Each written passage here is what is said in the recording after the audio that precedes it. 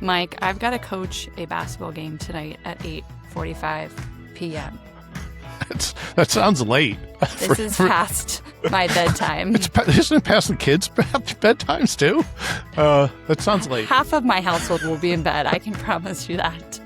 Well, I got back from up and back to Baltimore last week. So I've been doing everything I could to get in bed by about 9 o'clock for the last 3 days because I feel like I got ran over by the plane. Not flying on it, but we're here and I wish you luck in your game tonight and to sleep after. Here we go. Welcome back to Sideline Ascent. I'm Taryn Sheehan, former Division I coach turned professor, mom, and will be coaching a rec league basketball game way past my bedtime tonight.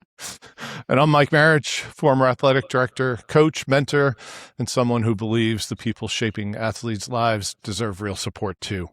Sideline Ascent is brought to you by Mindset Curated at mindsetcurated.com and Morgan Athletics at morganathletics.com, two organizations committed to elevating coaches and the athletes they serve. So we are starting off with a new segment this week because Mike and I were told that we actually need to talk a little bit more. So for our new segment, recurring weekly segment, we are calling it Hot Take, Trash Take. And one of us will ask the other person what their hot take and trash take is regarding to coaching, sports, and anything else we decide that week. Because we are all about growth mindset and taking feedback, because as all good coaches should be. All right, so for today's hot take, trash take, Taryn, here's your question. Coaching burnout has nothing to do with hours and everything to do with being unseen. Ooh, hot take. Yeah. Hot take. I mean, I think it's a combination of both, right? The hours are what's unseen, right? Like the hours are the unseen. I think our athletes never know what we're doing outside of practice. Especially college coach that you talk to, like the coaching is like 10% or less of what we do. Like that's the actual fun part. Right. The job is the 90 to 95% of the other things that we do. And I think, as we talk to our guests today, that will probably shed some light on those things is that now, even as a coach, there's so much more to the job than there was 5, 10, 15, 20 years ago. So, yeah, I mean, the coaching burnout is real. And hopefully this podcast can help, provide some light, some health, and some advice on how to navigate that, those feelings, because I think we're seeing that more and more from coaches, no matter what level you're at. And some of that unseen stuff too can unfortunately be administrators, parents, social media noise. Yeah. All the above. All the above. All the above. I love it. And I love your candor on that one. So I can't wait for my question next week. Yeah, looking forward to it. I'll have to make it a good one. And welcome to Sideline Ascent. Today we're joined by Seth Tierney. Seth just finished his 20th season as the head coach for Hofstra University's men's lacrosse team. He's also the head coach of the U.S. Senior National Team, which will compete in the 2027 World Championships in Tokyo, Japan. He's the head of competition for the Premier Lacrosse League, and I've had the privilege of playing for Coach Tierney when I was at Hofstra, and I owe much of my love of the game to the way that. Well, thank you guys. It's great to be here. I really appreciate the opportunity to spend a little time with you, and hopefully this is one of your better podcasts when it's all said and done. We'll see what happens here. I'm sure it will be. I'm hoping since Mike played for you, it'll at least be one of our most entertaining ones. All right. So for our opening segment, Coach, we have the face-off. So I'm going to ask you 3 really quick questions. There are no wrong answers. Favorite sports movie of all time? Miracle. What would your walkout song be as a player or as a coach? Enter Sandman. Yeah. Yep. What pro athlete's poster would you or did you have on your wall, hanging on your wall as a kid? Larry Bird. Oh, yes. Love it. I love that. Those are all great answers. Excellent. Taryn, you want to start us off? Yeah, so you have had a lot of longevity, a lot of success in the sport that way. We usually start off with people's origin story. So tell us, like, what made you decide to be a coach? What led you into that? Did you always kind of know, or did it just happen organically? I think it probably happened organically. As we spoke about pre-show, we started a bar restaurant called The Crease, and it was a popular place in Merrick. And Coach Danowski at the time had come in with a wedding party that he was, involved with, and he asked me if I'd like to be the volunteer coach. This was back in 1995, and I accepted that because I missed the competitive side of things after graduating in 1991. Played a little bit of indoor lacrosse over in the Coliseum for the Saints, and then so took him up on his offer. It was not an easy scenario. It would be closing down the bar sometimes at 4 a.m.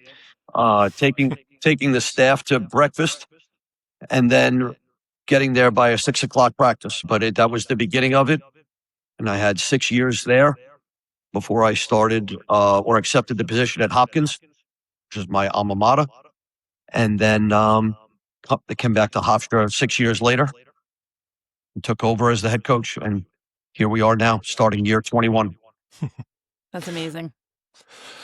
You've been there for 20 years, and so you talk about the coaching carousel. It's summer, and we just saw some high-profile coaching carousel jobs change up this week. What's made you stay at Hofstra for 20 years and be loyal to that place when I'm sure you've had incredible opportunities to go somewhere bigger or better or with a name or maybe more money and more resources? Yeah, I think that my time when it started with Michael, in 1995 and through that first run as an assistant, it really captured my attention. This place, it really did. And then when I had a chance to come back, it was a dream come true for me. A young head coach, I was the hot name at that time, coming off of a national championship and another run. And then, a combination of things. Hofstra is, it's going to be my 27th year at Hofstra starting in September. And it is a place that means an awful lot to me. And then I guess the other scenario was family. When I left Hopkins as the associate head coach in '06, I had a 7-year-old and a 5-year-old. And this was going to be hopefully the last move that we were going to have. And so Taryn, you're right. I did have a couple of opportunities, but I really didn't entertain them. I wanted this to be our place, and it certainly was, and certainly still is. Ryan Tierney came to Hofstra, and he was now the all-time leading goal scorer in Hofstra history. And my daughter graduated a year after that as the captain and one of the defensive leaders for the women's lacrosse team. So it was a little bit of a family affair. That's a lot of pressure.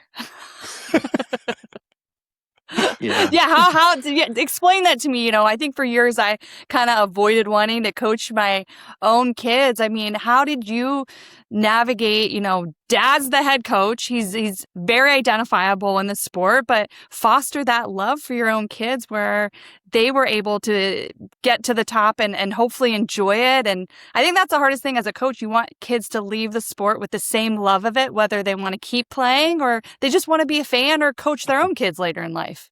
Sure. So Ryan was having a pretty successful high school career. He was getting recruited by a lot of schools. Hofstra was the same. My wife and Ryan came in for a visit, and they sat on the other side of my desk, and we treated them just like a regular recruit. There was some interesting conversations at the dinner table. My uncle, the head coach at Denver, had called me and said, "What are we doing with him? If you're not taking him, I'm taking him." And then there were some other great schools involved. And then one day, I'm a guy that goes to bed at like 10:05, 10:06. Like I'm in bed at 10, and my my eyes closed by then. And Ryan came in one day and said, I'm committing to Hofstra. And I said, no, you're not. And he was like, why not? And I was like, well, I want to make sure that you understand what this is going to bring. And we sat down, and I did not go to bed at my normal time, and we talked it through it. And his mother started crying, tears of joy. The next morning we got up, we had some breakfast at the breakfast table there. And I think the only advice that I'd give him was, you better be the best guy on the team, or you better be the worst guy on the team. Because if you're in the middle, and I'm in a situation where should you play, should you not play? There's other parents in the stands. That's going to be an issue. And from that day forward, he worked out. He worked on his game, and he came here and ultimately was the all-time leading scorer. I think he started in every game. He played in every game, and just got his jersey retired a couple of months ago. Yeah. What an honor that is, huh? It was what we would call a forever day. Yeah. A forever moment, right? Just the four of us, the rest of the family in the stands, and watching them uncover Ryan's jersey to hang up on that wall forever. It kind of hits differently. Yeah, 100%. 100%. So you've had some great players, Coach, obviously. Just thinking about two, Doug Shanahan and then Kyle Harrison, Doug at Hofstra and Kyle at Hopkins. They're both Tewaaraton winners. What's it like to have a front row seat to coach those types of players? Yeah, I mean, I've been fortunate. A lot of great players at Hofstra. Certainly Shanahan and Josh Byrne, Ryan Tierney, and a host of others. Brian Langtree, guys that were just absolutely great. And then at Hopkins, certainly Harrison and Rabel would come out first, but there's been a ton others. And just fortunate, really fortunate, still in the game, so I don't look back a whole lot. Yeah. I still look out the windshield. One day I'll be able to throw the car in park and think about some of the things that we've accomplished. But forgetting about the wins, the losses, more of the impact that we've had on players, of their lives, the phone calls, the letters, all of those things that have come into play are just really special to me. Yeah, absolutely.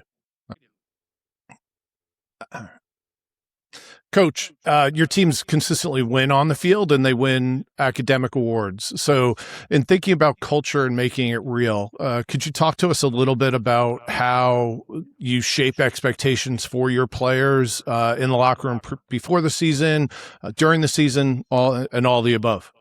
Yeah, Michael, I think it starts in the recruiting process. Yeah. I am Popeye in the recruiting process. I am who I am.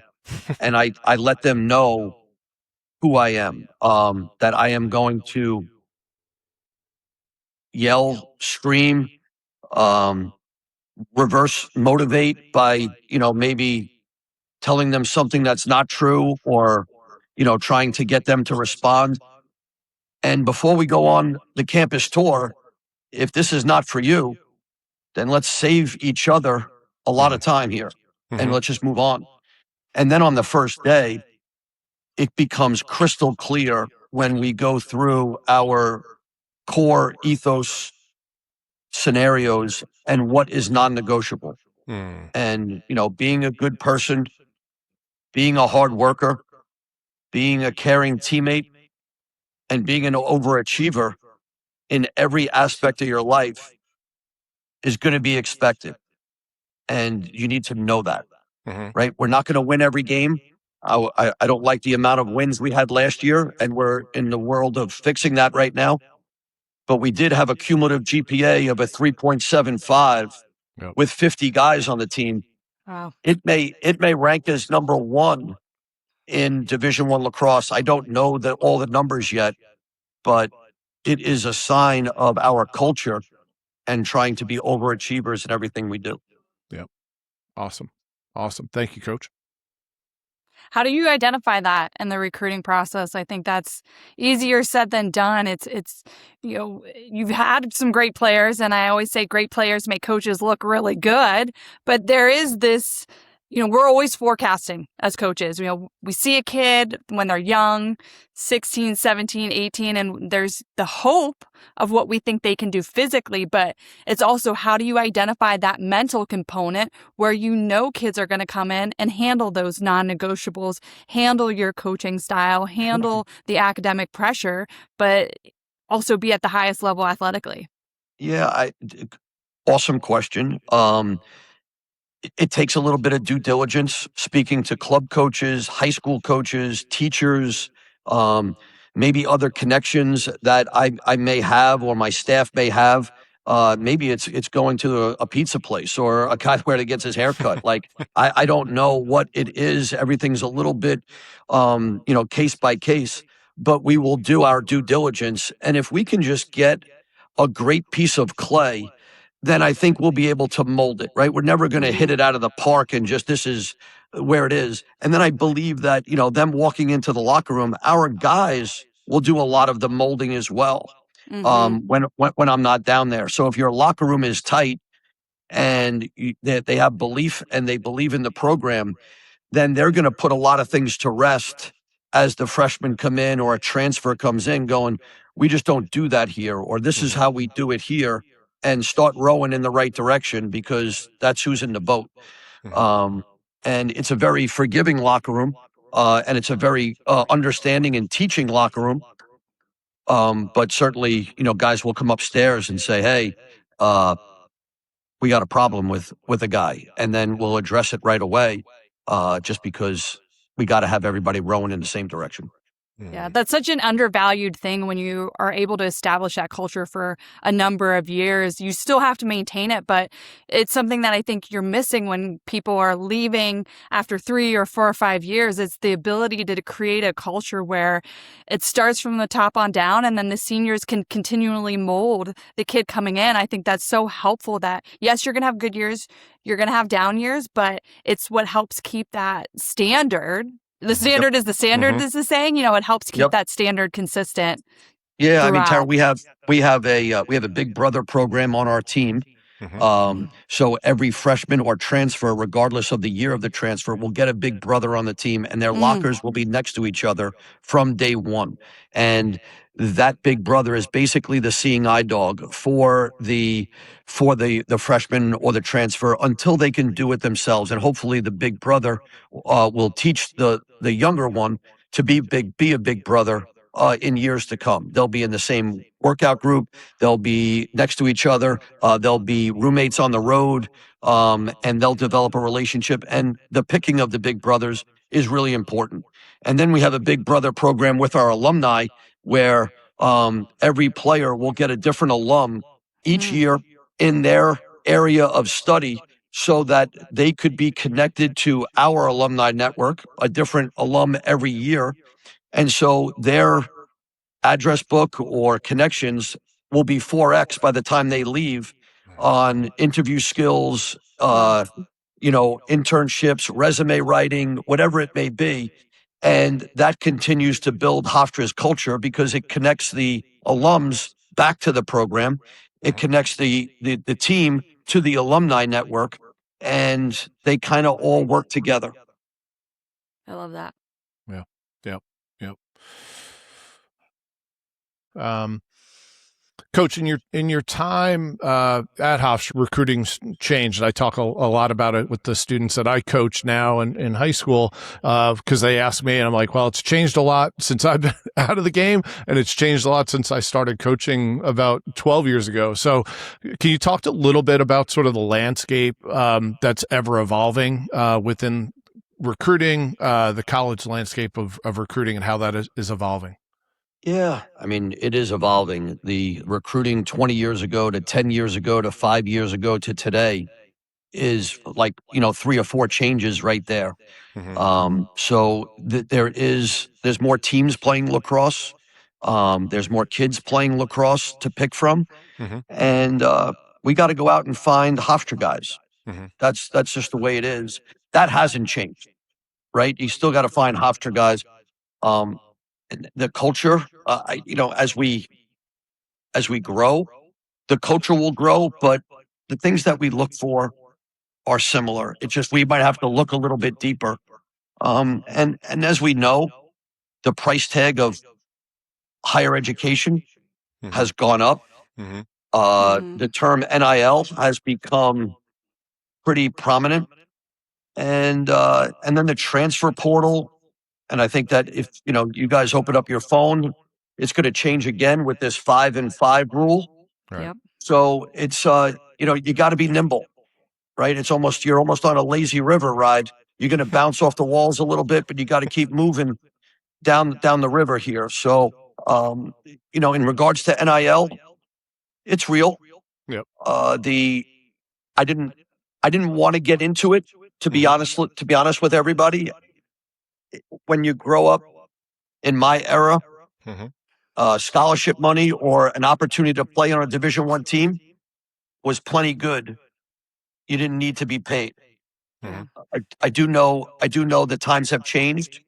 I went in kicking and screaming a little bit, and now I'm understanding it and getting a little bit more used to it. We've had a couple good things. Mr. Rinaldi was a guy that talked to me about some NIL. His son is on the team, and he owns Athlete Amplifier and helps kids with this. And he gave, he asked what my thoughts were, and I said I'd like to get in the NIL game, but I'd like to do it as a team. And you got the whole, this is going to be interesting. So we gave everybody the same amount. They had to promote certain things, and they also had to open up a Roth IRA and put the money in an account and learn about financial stability in the future.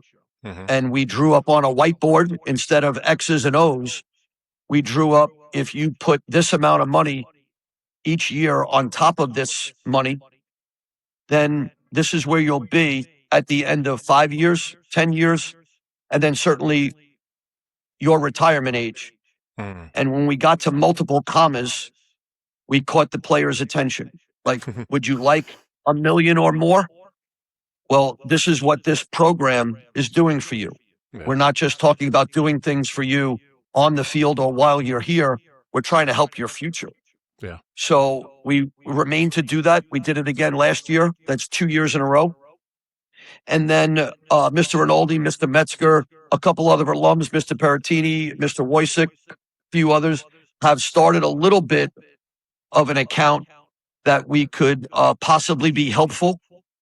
If there's someone on our team or a transfer that now entering the 5th year world, do you have enough money for a 5th year player? So we'll continue to try to grow that to keep Hofstra Lacrosse's name exactly where it is and even better. That's awesome. That's awesome. The financial literacy part is so huge. I know you guys are required to provide financial literacy for NIL, but to really follow through and show these guys what this can mean, over your lifetime is really important. It goes so much beyond like the X's and O's. It's one thing to say, we'll give you this money, but really teaching them the value, because as an 18-year-old, you don't know what it, right, in 20 years, what that money means. And I'm sure we all look back at maybe some decisions that we made at that age. Like, we didn't, we were just looking like, next week, like, do we have money to go out on Friday night and do God knows what? So I think it's really important and valuable that, you're able to provide them like so much beyond the sport. And I think that's where I hope with college athletics moving in this direction, we can still keep that education and piece into that where sports still does fit in the higher education environment by teaching them these life skills that are so valuable beyond just what they're going to learn in the classroom. Yeah. Taryn, I can't echo any better than what you said. And that's what I'm holding on to, right? I don't necessarily love every aspect of college athletics right now. Yeah. When some guys are on your campus in other sports for 8 or 9 months, and then you never see them again. Hopefully the transferring settles down with these new rules. But you're not creating an experience. You're not creating that environment that I so cherish. And so the NIL moments, the holiday wrap for young children that won't get presents, the wheelchair basketball, the wheelchair lacrosse, the 1,200 community service hours that we do. Those are still even more important than winning. Yeah. It doesn't look like it because of the way of the world, social media, what goes on. But I'll go down fighting that the college time should be the time to be teaching these young men and women how to be prepared for life after versus how much money and I'm transferring are bad Yeah. lessons as you are about to enter the real world. Right. Yeah. How do you Yeah. show that value to your administrators? I think that's the problem a lot of coaches I'm talking to are facing is that I worry we're losing some of these really great coaches that want to teach these valuable lessons because we have, some administrators, and not to throw anybody under the bus, but some administrators that only care about the dollars and only care about the win-loss column. And you cannot build a culture if that's the only thing that you're focused on. So Yeah. maybe even what's your advice to other coaches that are, struggling with how do you create this culture of really teaching these kids what's important and providing these life lessons? Or is it just, do what you can and then go where the people are that are going to appreciate those things? Yeah, and I am lucky because I do believe that the administration here, from the president all the way through the athletic director and everybody else, they understand that and they believe that because it's in their core as well. Certainly, they would love to win. That cannot be part of the formula. It has to be part of the formula, but they do understand and promote those other things. What we do with these guys on this team is really important to them, and they promote it, and so I know it's important. And there's a balance. It takes extra time now, because you have to balance more. It's like 15 pots on a 4-burner stove at times, right? Yeah. You're a short order cook as well as a college lacrosse coach because you just got a lot of things going on, and while things might be easier if I didn't do some of those other things, it wouldn't be fulfillment to me. And I know what it means to the guys after we come back from the Viscardi Center, which is a school for severely handicapped children, and to play basketball against their varsity and JV team and then drive away. That's an hour and a half of them not scrolling or going on their phone and giving back. And the culture continues to build because of those events. Yeah. That's super powerful. Coach, you're known for being passionate. I think I would call you passionate. How do you, but you also have a great sense of humor. I actually think you have a Rolodex of one-liners that you just roll out all the time. I mean, I might be wrong there, but I think you do. So how do you build relationships with your players? Being passionate, how do you balance that both? Yeah, I mean, we talked a little bit earlier. You need to know that I'm going to come down your road, but the reason why is not from me. Yeah. It's I see something inside of you and you're not letting it out. You're afraid to let it out. You're afraid to let a mistake. It's one of the toughest things as a parent. Allow your children to deal with failure. Stop guarding them. Stop covering them from it. Let Can them you repeat fail. that? Let them fail and just be a few seats away and watch how they react. I guarantee you the following year, you will have a better product of a child, a player, whatever it may be. So that's the first thing. The second thing is each player, I gotta find their recipe. Yeah. Right? Like coaching Doug Shanahan, who was a hard nut to crack. It was an arm wrestling match with him, right? I just had to keep pushing him and actually driving him to hate me more and more. And ultimately, my relationship with him now is unbelievable, right? And so that's part of it. And then the last piece is, after a tough day, I got to get to them before they go to bed. There's we're not holding grudges. We call it burying the hate. So before you go to bed, you're going to hear from me going, hey, I know I got into you.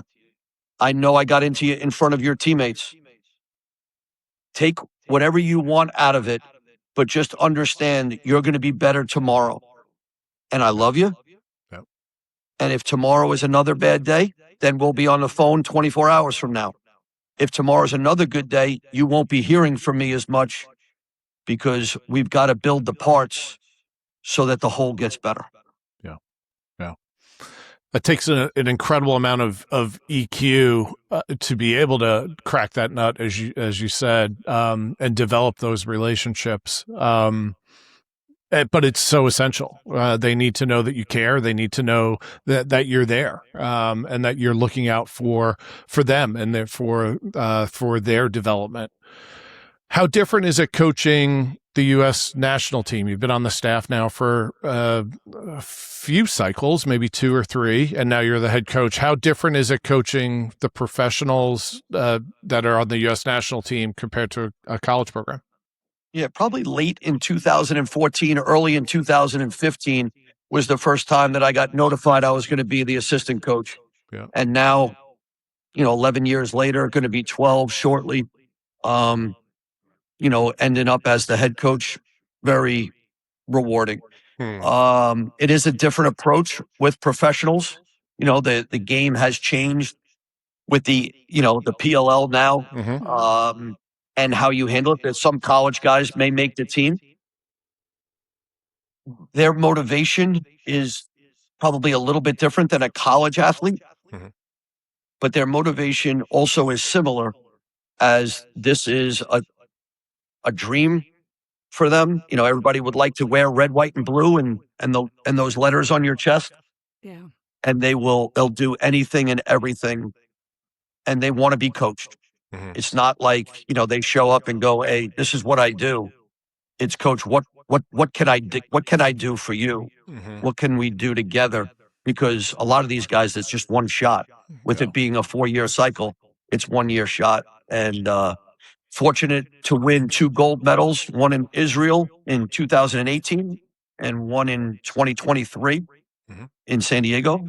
And now trying to do it again in 2027. It's not easy, because other countries are getting bigger. As Taryn said, in the college world, other places are putting more resources into it. And we need to make sure that we're focused, and we understand what the goal is. I can let you in December or January, when we name this team. I'm going to ask each player for a name of who they're going to play for, because you play differently for someone else than you play for yourself. So take a few minutes while we're about to get sized up for a bunch of red, white, and blue clothing, and go in this 7 or 8 month ride that'll end in Tokyo.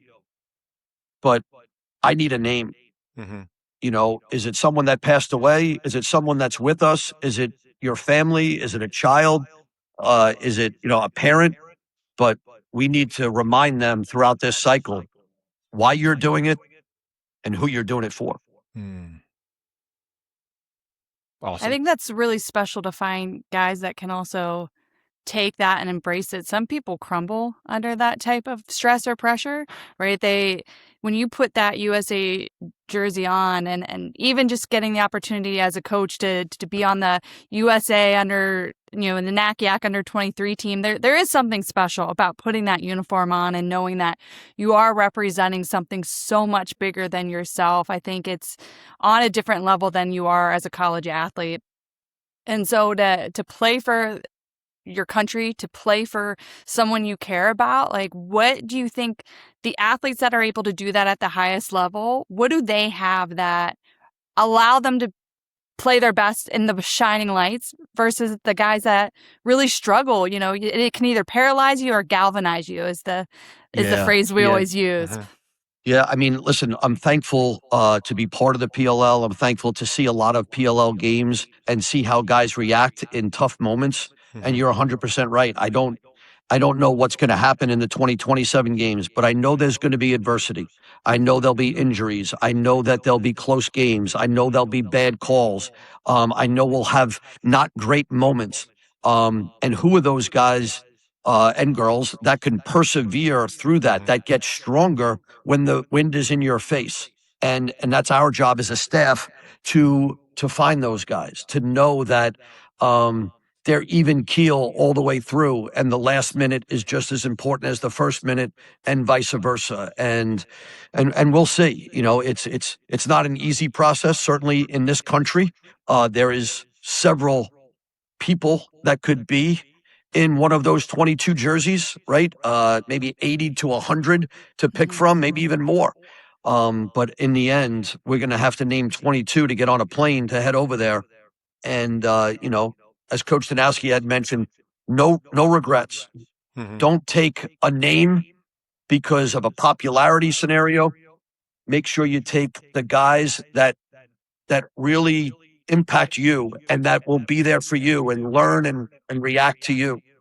And so that was pretty good advice. And I shared that with the assistants on this year's team. Yeah.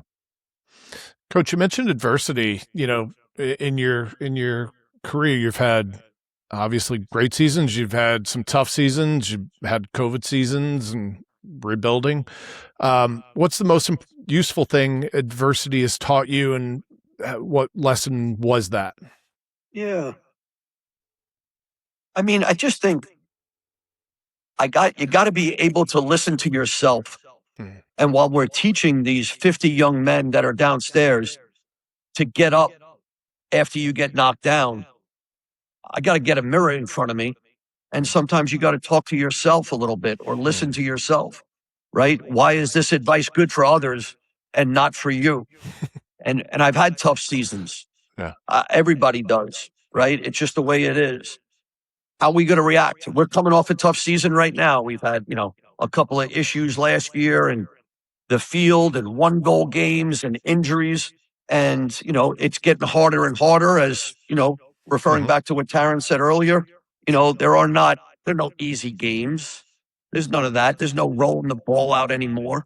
You know, people getting better quicker with the transfer portal, you know, and I've been reluctant there because I think our locker room is special and I just don't want to bring any outsider in. You know, we've heard horror stories of somebody transferring from one school to another and ruining a locker room. Yeah. It's just not what I do. Right. This is a year that we're bringing in the most transfers. And I pray that we did our homework on all 5 of these guys that are going to come in like freshmen and not 5th year or 4th year seniors and think they know everything. They're coming into our locker room. We're not going into their living room. And I believe that we did a good job of this transfer portal recruiting, which is almost speed dating, right? You know, you only get a certain amount of time to get to know them. Right. And then you got to get an answer before they start to go and visit a lot of other places. Yeah. In high school, you may have 6, 8, 10 months, a year. Yep. In transfer portal recruiting, you may have a week. Wow. Yeah. Okay, so you have seen. I'm slowly getting involved into the lacrosse world with my middle daughters playing lacrosse, and it's just been so fun to see the sport at a time where it seems like it's exploding.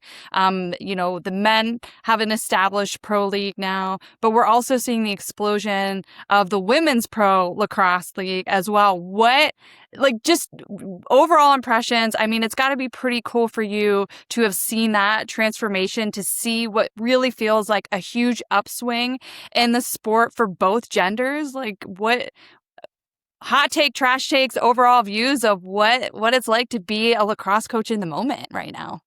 Yeah, I mean, a very exciting time, very challenging, as you said, because there's just a lot more going on, a lot more you have to worry about. You have to recruit your own players now so they don't go into a transfer portal, things like that. In regards to, you touched on it a little bit, the whole PLL thing started in Israel for me. Paul Rabel was on that team. I got a chance to recruit Paul Rabel and coach him at Hopkins for 2 years before I left to come to Hofstra. And our bus had broken down in Israel, and we were waiting in a coffee shop for a new bus.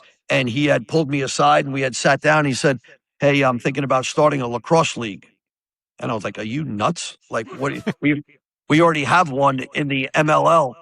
And he was like, "I want to build one better." And he did. And he had asked, if you'd like to be part of it. And I said, "Listen, I would love to be part of it. I don't want to be the weird uncle in the corner that you just include. I want to have a sense of purpose, or bring something to the table, add value." And that was 9 years ago, right? 8 years ago. And then this past year, the WLL, right? And the person that I work with the closest is Rachel DeCecco, who was a Tewaaraton winner from Princeton. And this is her baby, right? And we kind of work with locked arms. And I have really enjoyed this beginning part of the WLL, what these women are doing, the athleticism, the desire, the competitiveness, the compete level, off the charts, right? They're playing an up and down game. And I mentioned both the PLL and WLL because I think it has a huge impact, Taryn, on your daughter, Yeah. or those third, fourth, and fifth graders that are out there that are now watching this pro sport in both genders with Mike and Paul Rabel and the rest of the people that run the PLL, Andrew Sinnenberg and Rachel DeCecco, and I can go on, that their goal is to make pro lacrosse a full-time occupation like the other sports. And these kids that are second, third, fourth, fifth graders, they may be professional lacrosse players. It may happen. Yeah. And that is so powerful for our sport, right? You think about Little League, you think about, football, you think about cheerleading, you think about youth women's lacrosse, little girl stuff. It's powerful. And these guys are doing it. Yeah, I mean, I'm a product of that. I grew up at the inauguration of the WNBA. I still have in a box in my attic the Sports Illustrated with that dream team and the start of the Women's Basketball League. And while I never achieved my dream of being a WNBA player, it still led me down this incredible path in sports and the opportunities that I've had. So, I mean, to see my daughters have these opportunities, like you said, to see women do incredible things, to sit down on a Saturday morning and watch the replay of Northwestern and UNC championship game. I mean, that is just so special to see, that growth and just what it means for these athletes. And, circling back to what we said, it has nothing to do if my kids play pro lacrosse or not. It's about them taking the lessons from being on a team, working really hard at a goal, and knowing that there's going to be adversity along the way, but you just keep going. There's no question. We're really good stuff. Really, really good stuff of feeding the future with all good stuff. All right. So for our closing segment, a homage to me being a track coach, it's called The Last Lap. What mindset are you actively working on right now? Connectivity. Learning how to connect players, coaches to players, players to game plans, and learning how to increase my ability to be a better connector. Great. What habit genuinely made you a better coach on the sideline or in the chair?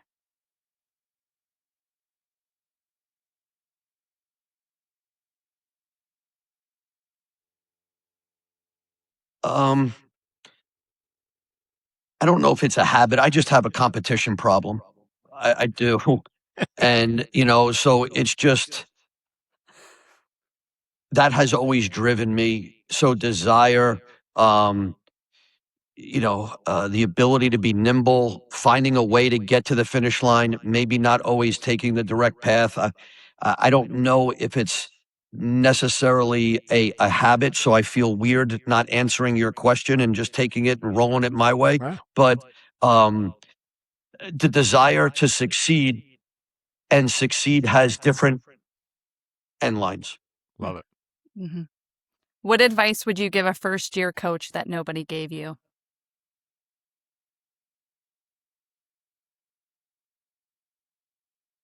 This is hard. That's the advice. It's Yeah, not the yeah. it's not the question that is hard, Yeah. but it is. This profession is hard, Yeah. and you need to be able to handle a lot more being a college coach or a pro coach in today's world than when I started. Social media skin, you got to have it, right? It is not easy because everybody's got an opinion, everybody's got two thumbs, and a lot of those people, they just type whatever they want to type, and sometimes those things can hurt. You can't reply, even when they're wrong, because you just can't entertain it. And you need to stay above the noise. You need to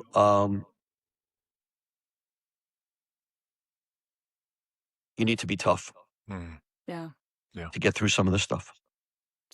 Spot on. What's one book or podcast you would recommend? This podcast, without a doubt. I just feel like, and it may come across that I'm saying it because I'm on it, but I just love the amount of homework that you guys did and the topics that we covered. It's just really meaningful questions. Again, my story may not be as exciting, but hopefully it inspires someone. That's all that matters. And then as a book, there's a small book called Mind Gym, and it just teaches you to simply go after some difficult tasks or something that could be daunting, to learn how to take it in pieces or learn how to have that mental approach. Why is a 3-inch putt that you just walk up and drain it versus a 30-foot putt? It's the same thing. Let's go ahead and just attack these the right way. Love that. That's great. That's awesome. Coach Tierney, thank you for being our guest. Thank you for sharing your stories and mentoring those around you. And for me, as one of your former players, thank you for all you've done for me in my career, making me a better person. I think I told you this, but when I was a player, I wasn't great, but you made the game easy to understand for me. And it's that you taught me how to teach. So I use your lessons daily with the players that I coach. So thank you for that. And thank you for being a role model to me. Thank you. Thank you. Thank you very much. It's what makes today even more special, to be connected to you and now connected to Taryn. And I wish you well. And if there's anything I can ever do for either one of you in the future, either getting more guests or coming back on or whatever it may be, I would be upset if you didn't reach out. You're the best. Thanks, T. so much. You got it, guys. Thank you. Thanks again for joining us on Sideline Ascent. Be sure to like and subscribe to the show wherever you get your podcasts, on Spotify or Apple Music, so you never miss an episode. And stay connected with us on YouTube and Instagram. We love hearing what messages resonated with you or who you'd like to hear from next. If this conversation hit home for you, share it with someone who'd appreciate it, a friend, a teammate, or a coach.